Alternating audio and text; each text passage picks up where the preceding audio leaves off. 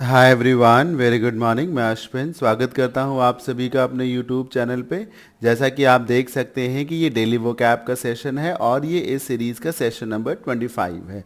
चलिए आज के इस सेशन को स्टार्ट करते हैं। सामने स्क्रीन पे आपको कुछ वर्ड्स दिख रहे हैं, यही है वो वर्ड जिन्हें हम आज स्टडी करेंगे। First one is ire. Ire एक नाउन है। Second word is exacerbate which is a verb. Word number 3 is wither. Wither भी एक वर्ब है like exacerbate. Second last word is valedictory which is an adjective. और जो final word होगा of this session it would be alienate, जो कि एक verb है। अब हम आगे बढ़ेंगे और बारी बारी से इन सारे वर्ड्स का मीनिंग, इनके डेडिकेटेड यूजेस और जो भी रेलेवेंट सिनोनिम्स और एंटोनिम्स हो सकते हैं इन वर्ड्स के, उन सब को स्टडी करेंगे। बिफोर आई प्रोसीड, मैं आपको ये बता दूं कि इस वीडियो लेक्चर का, वीडियो सेशन का पीडीएफ ऑलरेडी टेलीग्राम चैनल पे, जिसका लिंक इस वीडियो के नीचे डिस्क्रिप्शन में दिया गया है, वहां पर अपलोड किया जा चुका है। आप टेलीग्राम चैनल से उस पीडीएफ को भी अरेंज कर सकते हैं। चलिए स्टार्ट करते हैं।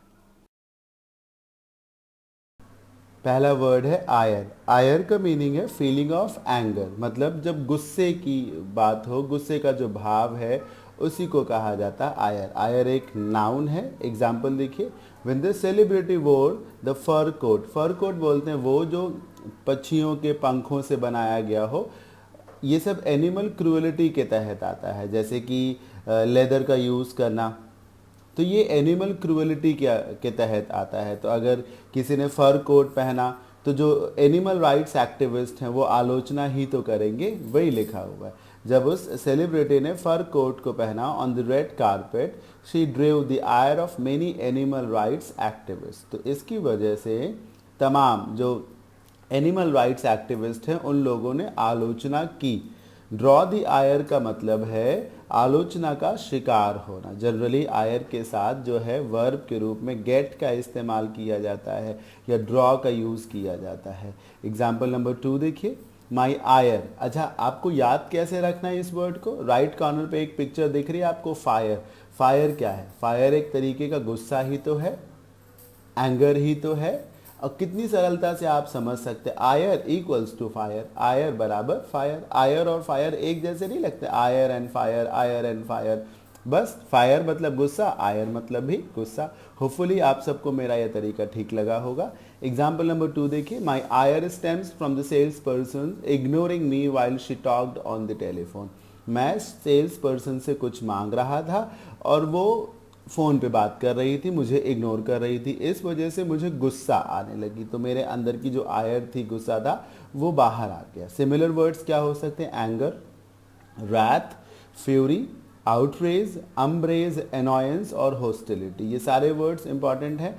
एंगर इजी वर्ड है, एनॉयंस और हॉस्टिलिटी को इजी वर्ड्स में काउंट किया जाता है। But if you talk about wrath, बहुत स्ट्रॉन्ग वर्ड है। फ्यूरी, इसी से फ्यूरियस बनता है, इनफ्यूरिएट बनता है। आउटरेज, गुस्सा, आउटरेजियस इसी से बनता है। इनरेज इसी से बनता है। हाँ, अम्ब्रेज, अम्ब्रेज भी बहुत अच्छा वर्ड है। इनफैक्ट फ्रेज में इसको बहुत यूज़ किया जाता है। टेक अम्ब्रेज एट, लिख लीजिएगा कहीं, टेक अम्ब्रेज एट, और फिर गूगल करेंगे जब आप इस वर्ड को, तो एक फ्रेज है जिसका मतलब आलोचना से होता है, एंगर से होता है। तो पहले वर्ड आयर का क्या मीनिंग है? गुस्सा। किससे रिलेट कर सकते हैं? फायर से। फायर का मतलब भी गुस्सा ही होता है।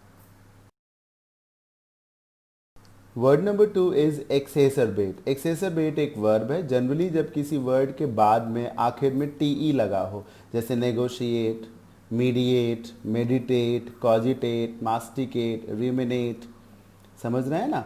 अगर टी लगा हो किसी भी वर्ड के लास्ट में तो वर्ड एक वर्ब बन जाता है। तो एक्सेसरबेट एक वर्ब है। मीनिंग क्या है? It means to make a situation more violent, bitter और सीवियर। किसी स्थिति को, परिस्थिति की जो पहले से ही खराब हो, उसे और ज़्यादा खराब कर देना।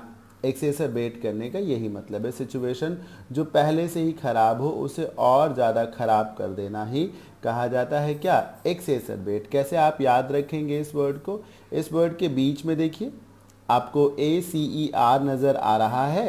ये जो ACER है इसका क्या मतलब होता है? बिटर, कड़वा। एसरबिक किसी से बनता है, खट्टा, कड़वा, है ना? एसरबिक। एसर का मतलब ही होता है खराब, कड़वा। तो बड़ी ही आसानी से आप इसे समझ सकते हैं। तो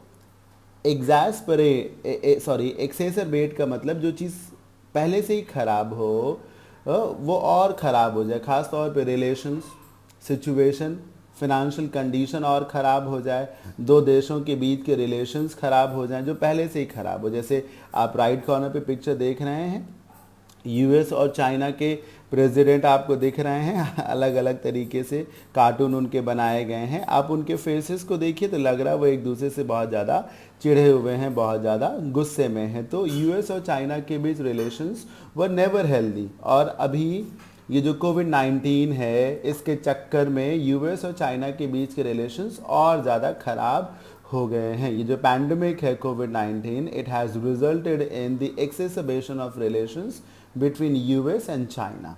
एग्जाम्पल नंबर 1 देखिए, if the government decides to extend if the government decides to extend its policies, it will only exacerbate the present unemployment situation या प्रॉब्लम्स। मतलब अगर सरकार वर्तमान में ये जो एक तरीके से अनलॉक तो है, लेकिन क्या है कि बहुत सारा बिजनेस खुला नहीं है, साथ ही साथ जो है गवर्नमेंट की तरफ से कई लोगों को कोई सुविधा नहीं दी जा रही है, तो इससे क्या होता है या इससे क्या होगा, जो प्रेजेंट में अनएम्प्लॉयमेंट की प्रॉब्लम है वो और ज़्यादा बढ़ ही जाएगी। अगर जॉब वैकेंसीज नहीं आती हैं, एग्ज़ाम्स नहीं कंडक्ट कराए जाते हैं, तो एक आक्रोश भी हो सकता है और अनएम्प्लॉयमेंट की जो कंडीशन है, जो समस्या है वो और ज़्यादा बिगड़ सकती है। It can be out of control. Number 2, my headache started to exacerbate when my daughter played her loud music. मुझे पहले से ही सिर दर्द था, लेकिन जब मेरी बेटी ने लाउड म्यूजिक प्ले किया तो मेरा जो सिर दर्द था वो और ज़्यादा बढ़ गया। एक्सेसरबेट का मतलब आप समझ रहे होंगे कि कुछ चीज़ पहले से ही खराब है उसे और ख़राब कर देना। सिनोनिम्स देखिए, वर्सन। वर्सन किससे बना? बैड से। बैड का कंपेरेटिव होता है वर्स। बैड मतलब खराब, वर्स मतलब और ख़राब। जब उसी वर्स में ई एन लगा दिया गया तो ये एक वर्ब हो गया। वर्सन करना मतलब और ख़राब कर देना। डिटीरियोरेट का मतलब भी यही होता है, और बिगाड़ देना। जैसे रिलेशंस होते हैं, हेल्थ के केस में भी बहुत यूज़ होता है। किसी की हेल्थ जब और बिगड़ जाती है तो कहा जाता है his health is fast getting deteriorated. बहुत तेज़ी से उसकी तबीयत बिगड़ रही है। एग्रेवेट, खराब कर देना। लड़ाई झगड़े के संदर्भ में इसका यूज़ होता है। सिचुएशन जब एग्रेवेट हो जाती है तो मनमुटाव और ज़्यादा बढ़ जाता है। एग्जैस्परेट भी इसी को कहते हैं। इंटेंसिफाई, इंटेंसिटी से रिलेट कर सकते हैं। तो ये सिनोनिम्स थे। होपफुली ये सिनोनिम्स भी आपको इंपॉर्टेंट ही लग रहे होंगे। अब एंटोनिम्स देखिए। अब एंटोनिम्स में वो वर्ड्स आएंगे जिसमें सिचुएशन को सुधारने की बात आएगी, लाइक इम्प्रूव, एलिविएट। एलिविएशन बहुत स्ट्रॉन्ग वर्ड है, बहुत पॉजिटिव वर्ड है। सुधारना, रिलीव। रिलीव जो कि रिलीफ से बना है, आराम देना। कंफर्ट जानते हैं, सूदिंग, जो चीज़ आपको मखमली लगे, मुलायम लगे, अच्छी लगे। मॉलिफाई, मॉलिफाई का खास तौर पे मीनिंग होता है अगर कोई गुस्से में हो तो उसके गुस्से को शांत करना। पैसिफाई करना जिसको कहा जा सकता है, और असुवेज हो सकता है। मैं अपने हिसाब से वर्ड्स भी अच्छे ही रखता हूँ, उनके सिनोनिम्स और एंटोनिम्स भी मैं स्टैंडर्ड ही रखता हूँ ताकि आप मैक्सिमम नॉलेज को गेन करें। तो सेकेंड वर्ड एक्सेसरबेट का क्या मीनिंग था? कुछ भी जो पहले से ही खराब था उसे और खराब कर देना। रिलेशंस, तबीयत, सिचुएशन, हाँ, क्राइसिस को और बिगाड़ देना, तो एक्सेसरबेट हो गया। अगर आपको ये वीडियो अच्छा लग रहा हो तो like all the previous videos आप इसे भी लाइक कर दें और अपने ग्रुप्स में, हाँ, अपने लोगों के, फ्रेंड्स के बीच में इसे शेयर भी कर दें। अच्छा, आगे बढ़ते हैं और वर्ड नंबर 3 को पढ़ते हैं। Word number 3 is wither. Wither एक वर्ब है। मीनिंग क्या है? It means to lose vitality. Vitality का मतलब मजबूती, मजबूती का कम पड़ना, फोर्स और फ्रेशनेस। ताजगी, बल, मजबूती का कम पड़ना यानी कि टूटना। विदर मतलब कमजोर पड़ना, मुरझा जाना। खास तौर पे इस वर्ड का यूज़ पेड़ पौधों के संदर्भ में होता है, जहाँ पर ऑक्सीजन ना मिलने की वजह से या लैक ऑफ वाटर की वजह से या और न्यूट्रिशंस ना मिलने की वजह से पेड़ जब मुरझाने लगते हैं तो वो विदर करने लगते हैं। एग्जाम्पल भी कुछ यही बता रहा है। Let's read it. The plants began to wither in the heat of the sun. सूरज की तपती धूप की वजह से जो पेड़ पौधे थे वो विदर करने लगे, मतलब कमजोर पड़ने लगे, मुरझाने लगे। एग्जाम्पल नंबर 2 को रीड आउट करिए। Despite proper treatment and monitoring his health continued to wither. Proper treatment और मॉनिटरिंग के बावजूद भी his health continue to wither, उसकी तबीयत बिगड़ती ही चली गई। आपको इमेज भी दिख रही है सामने, उसमें आपको एक रोबोट टाइप से कुछ दिख रहा है। जब मैंने इस वर्ड को गूगल किया तो बहुत सारी इमेजेस दिखी और सारी इमेजेस गेम से, जो वीडियो गेम्स होते हैं उन्हीं में से मुझे दिख रही थी कि कोई रोबोट है जिसका हाथ अलग हो गया, सिर अलग हो गया। आप देख रहे हैं ना, रोबोट है जो जिसका एक बॉडी पार्ट अलग हो रहा है, तो इससे क्या हो रहा है, उसकी ताकत कम हो जाएगी, उसकी ताकत कम हो जाएगी। जैसे प्रभु श्री रामचंद्र जी ने जब कुंभकर्ण का एक हाथ काट दिया था, आपने सबने रामायण में देखा होगा, तो उसकी स्ट्रेंथ को विदर किया। या फिर जब रावण का सिर वो काट रहे थे तो वो उसकी ताकत को विदर कर रहे थे। ये और बात है कि उसे वरदान था कि इससे कुछ होने वाला नहीं है, पर विदर का मतलब मुरझाने से, कमजोर पड़ने से हो सकता है। सिनोनिम्स में फेड आ सकता है, मुरझाना। श्रिवल बहुत स्ट्रांग वर्ड है, याद कर लीजिएगा। डेसिकेट, जब कोई चीज़ सड़ने लगती है, बर्बाद होने लगती है, तो डेसिकेट कर दी। ड्राई अप, सूख जाना। डिहाइड्रेट, ये हाइड्रेशन से बना, डिहाइड्रेशन हो जाता है ना, पानी की कमी जिसको कहा जाता है। और फिर पानी की जब कमी हो तो डिहाइड्रेशन है, और पानी देने के लिए रीहाइड्रेशन है। डीई में डी की जगह आर लगा दीजिए, रीहाइड्रेशन। पेरिश, सड़ना, खराब होना, विलुप्त हो जाना। अब एंटोनिम्स में वो वर्ड्स आएंगे जिनका मतलब ग्रोथ से हो, क्योंकि विदर मतलब मुरझाना। तो एंटोनिम्स में वो वर्ड्स आएंगे जिनमें तरक्की की बात हो, लाइक ब्लूम हो सकता है, ब्लूम करना, तरक्की करना, खिलना। जब फूल निकलते हैं ना, फूल खिलते हैं, व्हेन बर्ड्स बिकम फ्लावर्स, तो वो ब्लूम करते हैं एक तरीके से। ब्लॉसम जानते ही होंगे, तरक्की करना। थ्राइव, बहुत तेजी से ग्रो करना।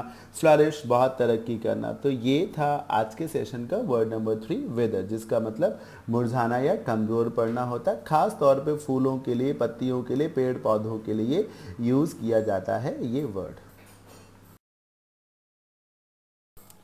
Word number 4 is valedictory. Valedictory एक एडजेक्टिव है, कई बार नाउन के जैसे भी यूज हो सकता है। जनरली ये एक एडजेक्टिव है। और वैलिडिक्टरी का मीनिंग क्या है? अ स्पीच और announcement that is intended to say good bye और बिड फेयरवेल। मतलब एक भाषण, एक अनाउंसमेंट जो बाय बाय करते वक्त दिया जा रहा है। बिड फेयरवेल का मतलब है विदाई देना। विदाई के समय जो भाषण दिया जाता है उसको वैलिडिक्टरी स्पीच कहा जाता है। जनरली इसका यूज़ तब होता है, आप पिक्चर के माध्यम से समझिए, जब किसी यूनिवर्सिटी या कॉलेज का रिजल्ट आता है, फाइनल एग्ज़ाम्स हो जाते हैं, रिजल्ट आता है, तो फिर जो टॉप स्टूडेंट्स होते हैं या जो टॉपर होता है वो फिर एक गैदरिंग होती है, एक पार्टी दी जाती है। उस गैदरिंग में वो अपनी बातों को बताता है, कहता है। तो वो जो भाषण होता है उस वक्त वहाँ पर टॉपर का, उसको वैलिडिक्टरी स्पीच बोला जाता है, क्योंकि अब तो रिजल्ट आ चुका है, वो पास आउट हो चुका है, अब तो वो दूसरे कॉलेज में चला जाएगा। तो ये वैलिडिक्टरी स्पीच कहा जाता है। मैं एक और एग्जांपल देता हूँ। जैसे कि मान लीजिए 7 डेज का कहीं कोई प्रोग्राम है, जैसे द हिंदू हर साल, द हिंदू न्यूज़पेपर हर साल जो है लिट फेस्टिवल कराता है। जनरली हर साल ये फेस्टिवल जो है जयपुर में ही होता है। 7 से 10 दिन का ये फेस्टिवल होता है तकरीबन। और जो इसमें लास्ट डे सेशन होता है, आखिरी दिन जब ये प्रोग्राम होता है, तो वो वैलिडिक्टरी सेशन बोला जाता है। द हिंदू में छप के भी आता है उसका एडवर्टीजमेंट, वैलिडिक्टरी सेशन। फिर जो गेस्ट होते हैं वो लोग, तो वैलिडिक्टरी सेशन होता है, वैलिडिक्टरी स्पीच होता है, जो अंतिम है। किसी प्रोग्राम के एंड होने पर जो दिया जा रहा हो भाषण, उसको वैलिडिक्टरी बोलते हैं। अच्छा, एग्जाम्पल को देखिए। एग्जाम्पल है, the graduation ceremony ended with valedictory address by the highest ranking student. जो ग्रेजुएशन सेरेमनी थी, जो हाईएस्ट रैंकिंग स्टूडेंट था, उसके वैलिडिक्टरी एड्रेस के साथ वो समाप्त हुई। मतलब उसके भाषण से वो ग्रेजुएशन सेरेमनी एंड हुई। वैलिडिक्टरी को याद कैसे रखेंगे? इसके बीच में आप देखिए DICT आपको दिख रहा है, DICT, इसका मतलब होता है बोलना। डिक्टेट इसी से बनता है, डिक्शन इसी से बनता है, प्रेडिक्शन इसी से बनता है। ठीक है। तो डिक्ट का मतलब स्पीच से है, बोलने से है, बस यहाँ से याद कर लीजिए। एग्जाम्पल नंबर 2 देखिए, the outgoing prime minister. Outgoing prime minister उनको बोलते हैं जिनका कार्यकाल समाप्त हो रहा हो। Wrote a valedictory message to his fellow parliamentarians before he demitted office. मतलब जो आउट गोइंग प्राइम मिनिस्टर थे उन्होंने अपने साथी पार्लियामेंटेरियंस को, साथी एमपीज को वैलिडिक्टरी मैसेज लिखा, अंतिम संदेश दिया ऑफिस को डेमिट करने से पहले। ऑफिस को डेमिट करने का मतलब है ऑफिस को त्यागना। याद रखेंगे, आप जॉब से रिजाइन कर सकते हैं, क्विट कर सकते हैं। ऑफिस के लिए आप हमेशा क्विट नहीं, हमेशा डेमिट का ही यूज़ करेंगे। ये स्पेसिफिक वर्ब है। ऑफिस हमेशा डेमिट ही किया जाता है। जॉब को क्विट किया जा सकता है, रिजाइन किया जा सकता है, पर ऑफिस को हमेशा डेमिट किया जाता है। तो वैलिडिक्टरी का क्या मीनिंग हुआ? अंतिम भाषण। आज के सेशन का जो लास्ट वर्ड है इट इज एलियनेट। एलियनेट भी एक वर्ब है, क्योंकि इसमें भी देखिए लास्ट में टी लगा हुआ, जैसे एक्सेसरबेट के केस में था। तो ये भी एक वर्ब है। एलियनेट का मतलब अलग करने से है। एलियनेट का क्या मीनिंग है? अलग करने से। आप देख सकते हैं पिक्चर में भी कुछ लोग एक जगह खड़े हैं, बीच में जमीन क्रैक हो रही है और कुछ लोग इस तरफ आ रहे हैं, कुछ लोग उस तरफ हो रहे हैं। एलियनेट करने का ये मतलब है अलग कर देना। जैसे 1948 में जो पार्टीशन हुआ था, आई गेस 48 में पार्टीशन हुआ था। तो जिन गंदे लोगों की वजह से ये पार्टीशन हुआ था, जिन लोगों को अपना राजनीतिक हित देखना था, उन्होंने क्या किया? लोगों को अपने रिश्तेदारों से, अपनी कौम से, अपने अपने धर्म के लोगों से, अपने पड़ोसियों से, अपने रिलेटिव से अलग ही तो कर दिया था। समझ रहे हैं ना? सिर्फ अपना पॉलिटिकल बेनिफिट उठाने के लिए, चाहे वो इंडिया के साइड के हों और चाहे वो पाकिस्तान के साइड के हों। तो एलिनेट कर दिया गया था, लोगों को अलग कर देना। स्ट्रॉन्ग वर्ड है लेकिन नेगेटिव है ये वर्ड। एलिनेट कभी पॉजिटिव मीनिंग नहीं देता, है ना? अलग कर देना, संबंधों को खत्म करने के लिए। याद कैसे करेंगे? बहुत ही इजीली याद हो सकता है। एलियन से रिलेट कर लीजिए। शुरुआत के 3-4 ALIEN को देखिए ना। एलियन, एलियन कौन है? जो आपके पड़ोस में रहता है, जो अपना है या जो दूसरी दुनिया का है? जो दूसरी दुनिया का, जो पराया है। जो पराया है वो एलियन है। तो किसी को पराया बना देना, पराया कर देना, एलियनेट करना कहा जाता है। मुझे पूरी उम्मीद है कि मेरे तरीके आप सबको ज़रूर अच्छे लग रहे होंगे कि कैसे हम इसे याद कर सकते हैं। To make an individual feel unwanted और रिमूव्ड फ्रॉम अ ग्रुप और रिलेशनशिप। अलग करना एक तरीके से, किसी को ये एहसास दिलाना कि वो बेकार का है, उसकी कोई आवश्यकता नहीं है। Let's read out the example number 1। It says the restaurant owner hesitates to change his menu. जो रेस्टोरेंट का मालिक था वो अपना मेन्यू बदलना नहीं चाहता। मतलब कौन कौन सी चीज़ें वो खिलाता है, सर्व करता है, उनमें कोई चेंज नहीं करना चाहता। Because he does not want to alienate his regular customers. क्योंकि वो नहीं चाहता कि जो उसके बंधे हुए कस्टमर्स हैं, रेगुलर कस्टमर्स हैं, वो एलिनेट हो जाएं, वो उन्हें अच्छा ना लगे चेंज इन मेन्यू कार्ड और फिर वो आना ही बंद कर दे। वो एलिनेट नहीं करना चाहता उनको। एग्जाम्पल नंबर 2 देखिए, the set freezing of jobs in railways. आपको मालूम होगा आज का ही मुद्दा है। रेलवेज में कहा जा रहा है जॉब को फ्रीज कर दिया जाएगा। मतलब जहां पर 10 पोस्टें हैं वहां 4 से 5 पोस्ट रखी जाएंगी। जहां पर 10,000 पद हैं वहां पर 4 से 5,000 पद कर दिए जाएंगे। तो फ्रीजिंग ऑफ जॉब्स का ये मतलब है पोस्ट को कम कर देना। इससे क्या होगा? May alienate many young voters from voting the ruling party this time. इससे क्या हो सकता है? जो यंग वोटर्स जिनकी वजह से कोई भी पार्टी सरकार बनाती है, तो हो सकता है इस बार वो जो यंग वोटर्स हैं वो रूलिंग पार्टी को वोट ना दें, मोह भंग हो जाए रूलिंग पार्टी से, वो अपने आप को एलियनेट कर ले, अलग कर ले रूलिंग पार्टी से, सत्ताधारी दल से। किसी को ये खराब नहीं लगना चाहिए। आप इस किसी को भी ये पॉलिटिकल सेंटेंस नहीं लगना चाहिए, ठीक है? अदरवाइज फिर आप ना समझें।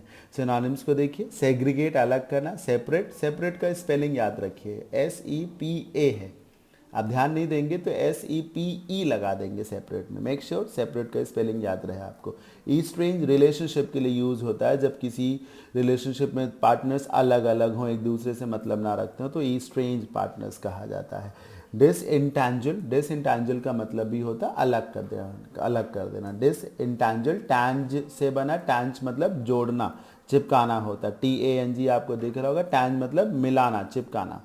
तो जब डिस लग जाएगा आगे तो अलग कर देना। जैसे कोई चीज़ फेविक्विक से चिपका दी गई हो और फिर उसे अलग कर दिया जाए तो वो डिसइंटेंजिबल हो गया। एंटोनिम्स को देखिए, रिकॉन्सिलिएशन से बना है रिकंसाइल, मतलब एक तरीके से समझौता करा देना, रीयूनाइट कर देना, एन्चैंट अपनी ओर खींचना, क्योंकि एलिनेट का मतलब दूर भगाना है, तो एन्चैंट मतलब अट्रैक्ट करना, अपनी ओर खींचना, और कनेक्ट जोड़ना।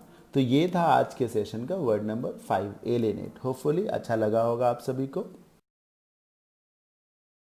So this was all I have for you guys in this session. Hopefully आप सभी ने एंजॉय किया होगा। कैसा लगा ये सेशन मुझे ज़रूर बताएं, अपने अपने प्रेशियस कमेंट्स ज़रूर दें। कोई कंप्लेन हो, कोई सजेशन हो तो उसे भी ज़रूर बताएं।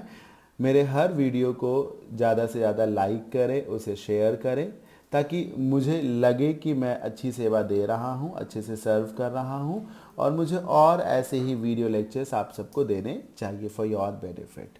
So thank you so much guys for watching this video session. Bye bye, take care, have a good day.